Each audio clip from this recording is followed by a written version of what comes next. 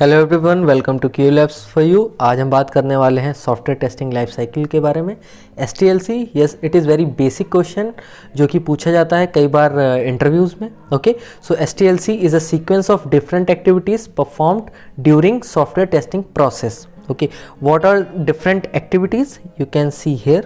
Yes, so first one is requirement analysis. Yes, this is very much important. क्यों ये important है? Because इस stage पे ही हम रिक्वायरमेंट सारी गैदर करते हैं अपने स्टेक होल्डर से, अपने क्लाइंट से हम चीज़ों को समझते हैं what we have to test. Okay, and if we have any doubt we can take more understanding from the client. Okay, और अगर हम इस स्टेज पे सही से काम नहीं करते हैं, in that case स्टेज 2 जो हमारी आती है test planning, it would be difficult because in stage 2 test planning phase और in this particular phase we have to decide like how many resources we have to involve in testing, what kind of testing we have to do, whether we can do it only by manual or we need automation team, right? If we want automation team, what kind of automation, like API or web, right? So in this way we have to figure out things, and we can only do this if we have proper requirement analysis, right?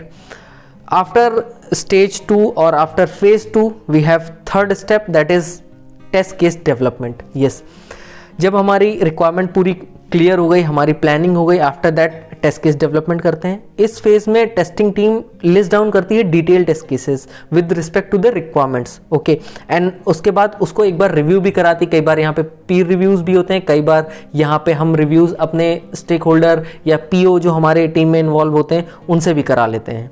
Okay, and after that जो ये third step जब हो रहा होता है, at the same time कई बार हम test environment setup भी करवाते हैं। ओके, क्यों टेस्ट इन्वायरमेंट सेटअप चाहिए? सो टेस्ट इन्वायरमेंट सेटअप इसलिए चाहिए बिकॉज जो भी हम अपनी रिक्वायरमेंट है, रिक्वायरमेंट के अकॉर्डिंग टेस्ट केस हमने डेवलप किया उनको एग्जीक्यूट भी करना है, राइट? सो वो जो भी एप्लीकेशन है जिसको हम टेस्ट करने वाले हैं वो किस इन्वायरमेंट पे हम टेस्ट कर रहे हैं, right? Like QA environment, production environment, right?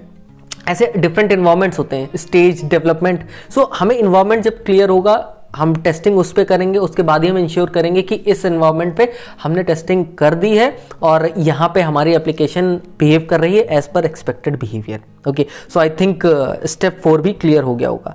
Next one is step 5, that is test execution. नाम से ही क्लियर है, हमने टेस्ट केसेस जो बनाए थे, राइट, उन टेस्ट केसेस को एग्जीक्यूट करना है। कहाँ पे एग्जीक्यूट करना है? टेस्ट एनवायरनमेंट पे। कौन से टेस्ट एनवायरनमेंट पे? Like QA, right, staging. वहाँ पे हम अपने जो भी लिखे हुए टेस्ट केसेस होते हैं उनको हम एग्जीक्यूट करते हैं और चेक करते हैं कि हमारे जो टेस्ट केसेस हैं वो एक्सपेक्टेड बिहेवियर दे रहे हैं या नहीं। अगर नहीं दे रहे हैं, it means we have to raise bug issue, right, to development team so that they can fix it and then we can retest them.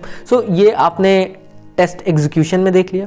जब सारी चीज़ें हो जाती हैं, सपोज हमारा जो भी टेस्ट केसेस हमने लिखे थे वो सारे टेस्ट केसेस हमारे एग्जीक्यूट हो गए, सक्सेसफुली सारी चीज़ें हो गई, इट मीन्स अब हम क्लोजर की तरफ जा रहे हैं, test closure, the last step of STLC, right? So यहाँ पे क्या करते हैं? यहाँ पे हम बस मेक श्योर ये करते हैं स्पेसिफाइड कवरेज जो भी है वो हमारी अचीव हो गई है या नहीं।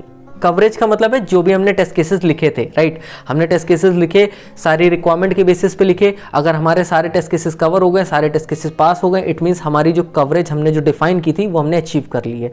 कोई भी ऐसा इशू नहीं है जो कि शो स्टॉपर हो। शो स्टॉपर मीन्स क्रिटिकल हो, जो बिजनेस इंपैक्ट करता हो, जिसकी वजह से अगर हम प्रोडक्शन में अपनी एप्लीकेशन को रिलीज़ कर देते हैं तो माइट भी हमें वहाँ पे जाने के बाद, प्रोडक्शन पे जाने के बाद हमें डाउन टाइम फेस करना पड़े, राइट? या कुछ ऐसी चीज़ें आ जाएं जिससे हमारा फाइनेंशियल या बिजनेस इंपैक्ट हो जाए, right? So we have to make sure that part also, that no show stopper और critical defect should be there. Okay, so ये हम डिसाइड कर लेते हैं। इसके बाद एक और चीज़ हम चेक कर लेते हैं कि हमारे कितने मिनिमम लो प्रायोरिटी इश्यूज़ हैं जो कि इफेक्ट नहीं कर रहे हैं, right?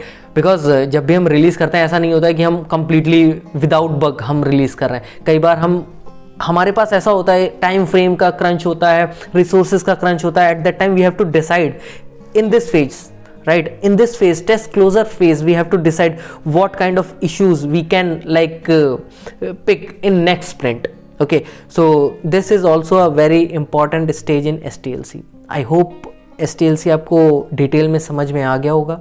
If you have any thought, you can add your views in the comment section. मिलते हैं नेक्स्ट वीडियो में नए टॉपिक के साथ। Till then, bye bye.